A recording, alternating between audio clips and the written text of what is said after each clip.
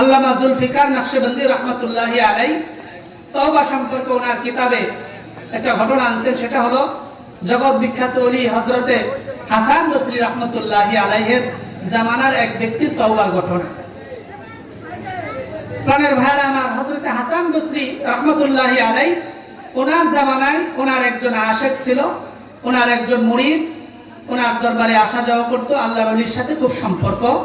তো এক পর্যায়ে আল্লাহ পাকের এই ওলি ওনার যে শাগরেদ উনি ইন্তেকাল করছেন।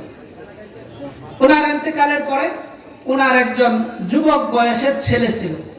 তো এই ছেলেটা স্বাভাবিকভাবে যখন বাবার ইন্তেকাল হয়ে গেছে, বাবার সমস্ত স্থাবর সম্পদের মালিককে একমাত্র এই ছেলে। প্রাণের ভাইয়েরা, কিন্তু যেহেতু অল্প বয়সে ছেলের যুবক বয়স, আর এই বয়সে তার বাবা মারা গেছে, বাবা মৃত্যুর পরে যখন সে অনেক সম্পদের মালিক হয়ে গেছে, প্রাণের ভাইয়েরা দেখবেন স্বাভাবিকভাবে যখন অল্প বয়সে কোনো সন্তান, কোনো ছেলে খুব বেশি টাকা পয়সার ধন সম্পদের মালিক হয়ে যায়, এই ছেলেটা, এই সন্তানটা খুব তাড়াতাড়ি বিপদগ্রস্ত হয়। কথা ঠিক না ঠিক? ঠিক।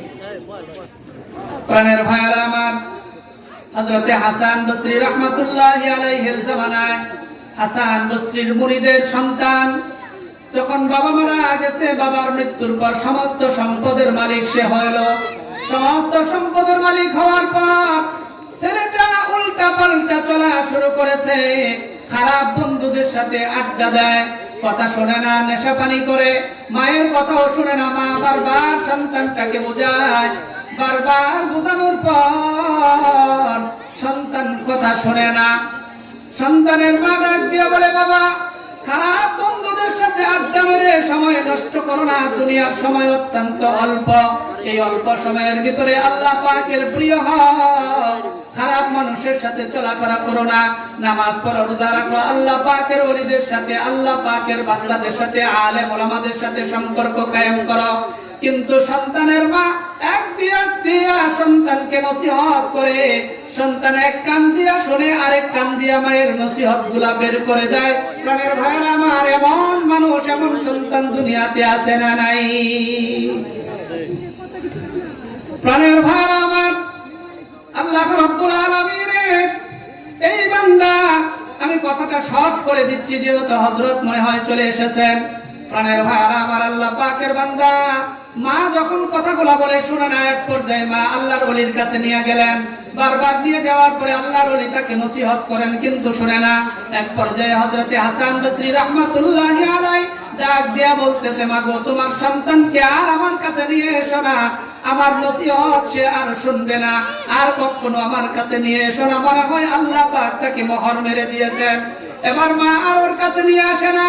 এক পর্যায়ে সন্তান খারাপ মানুষের সাথে চলাফেরা করতে করতে যখন নিজের সব কিছু শেষ, হঠাৎ করে অসুস্থ হয়ে যাওয়ার পরে হাসপাতালে ভর্তি, ডাক্তার খুব চিকিৎসা করার পরে এক পর্যায়ে নিষেধ করে দিয়েছেন। মাকে ডাক দেয়া বলেন, ও মা, তোমার সন্তান নেশা করতে করতে বাল্ব নষ্ট, রক্তগুলা নষ্ট, হার্ট ব্লক হয়ে গেছে, আর বাঁচবে না, 2-1 দিন হয়তো সময় আছে, তাকে এখান থেকে নিয়ে যাও, যা কিছু খাবার তাকে খাইয়ে দাও। মা এবার যখন নিয়ে আসতেন কান্দার পর ডাক দিয়া আল্লাহ পাককে ডাক দিয়া বলে, আর সন্তানকেও বলতেছে, সন্তান, কত নসিহত করলাম, কথাগুলা শুনলে না, এখন কি অবস্থা? মায়ের চোখের পানি দেখার পর সন্তান ডাক দিয়া বলে, মা গো, আর তোমাকে বেশিক্ষণ কষ্ট দিব না, আর আমার জন্য কাঁদিও না, আমি তোমার কথা শুনি নাই, আমার তো আর বেশি সময় বাকি নাই। মা ডাক দিয়া বলে, কলিজার টুকরা সন্তান, ও সন্তান, তুমি বলতেছো তোমার সময় নাই, কিন্তু যেহেতু তোমার এখনো মর্যাদার হালত উপস্থিত হয় নাই, আমার মনে হয় তুমি যদি আল্লাহ পাকের কাছে তওবা করো, আমি মায়ের মন বলে আল্লাহ রাব্বুল আলামিন তোমাকে maaf করে দিবেন। সন্তান ডাক দিয়া বলে, মা গো, যদি তাই হয় তাহলে আমাকে সেই আল্লাহর ওলির দরবারে নিয়ে চলো, নয়তো আল্লাহর ওলিকে একটু আমার কাছে আসতে বলো, জীবনের শেষ তওবাটা আল্লাহর ওলির হাত দিয়ে আমি করতে চাই। সুবহানাল্লাহ। প্রাণের ভাইরা আমার, আল্লাহর ওলির কাছে যখন গেলেন, হযরতে হাসান বসরি ডাক দিয়ে বললেন, মা গো, তোমার সন্তানের জন্য আমি তওবা পড়ানোর জন্য যাব না, যেহেতু তোমার সন্তান আমার নসিহত শুনে নাই, এবার মা ডাক দিয়া বলতেছে, আল্লাহর ওলি আমার সন্তান তাহলে বলেছে যদি আপনি তাকে জীবনের শেষ তওবাটাও না করান, সন্তান যদি মারা যায় তাহলে তাকে আপনি একটু তার জানাজার নামাজটা পড়ায় দিবেন। আল্লাহর ওলি ডাক দিয়া বলে, ও মা, যেহেতু তোমার সন্তান আমার কথাগুলো শুনে নাই, তোমার সন্তানের জানাজায়ও আমি উপস্থিত হব না। মা যখন এক পর্যায়ে চলে আসছেন আর আল্লাহর ওলি না আসার সংবাদটা দিয়েছেন, এবার আল্লাহ পাকের ওলি যখন নিষেধ করে দিয়েছেন, সন্তান যখন কথাগুলো শুনতে পেলেন, এবার সন্তান ডাক দিয়া বলতেছে, মাগো, যেহেতু জীবনের শেষ তওবাটা করানোর জন্য আল্লাহ পাকের ওলি আসলো না, সেহেতু আমি বুঝে গেলাম পৃথিবীর ভিতরে আমার মতো গুনাহগার আর দ্বিতীয় কেউ নাই। ও মা, আমার মৃত্যুর সময় চলে আসছে, আমি হয়তো বেশিক্ষণ আর থাকবো না, কিন্তু যাওয়ার আগে তোমার কাছে দুইটা ওসিয়ত।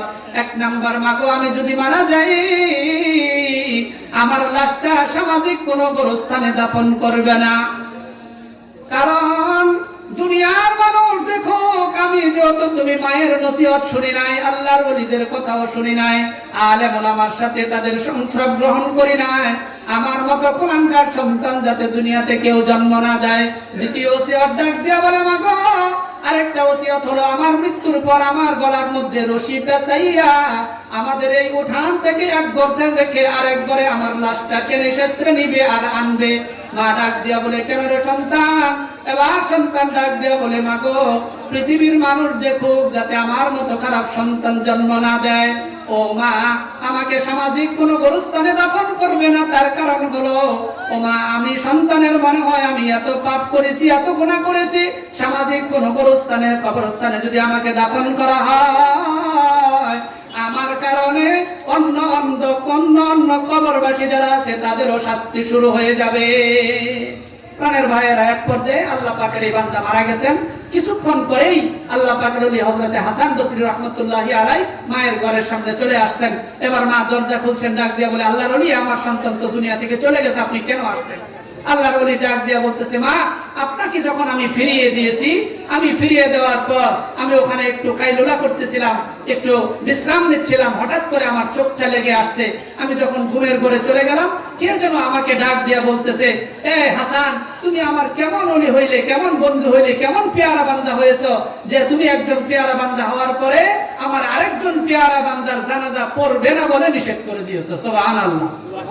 আল্লাহর ওলি হযরতে হাসান বসরি ডাক দিয়া বলেন, মাগো, এতে আমার মনে হয়েছে তোমার সন্তান এমন ভাবে আল্লাহ পাকের কাছে তওবা করেছে যে আল্লাহ পাক তোমার সন্তানের সমস্ত গুনাহগুলো মাফ করে দিয়া আল্লাহ রাব্বুল আলামিন তোমার সন্তানকে এই জামানার প্রথম শ্রেণীর যে আল্লাহর ওলি আছে, বন্ধু আছে, তাদের একত্রিত করে আল্লাহ পাক তাকে জান্নাতের ভিতরে ঢুকায় দিয়েছেন। সুবহানাল্লাহ।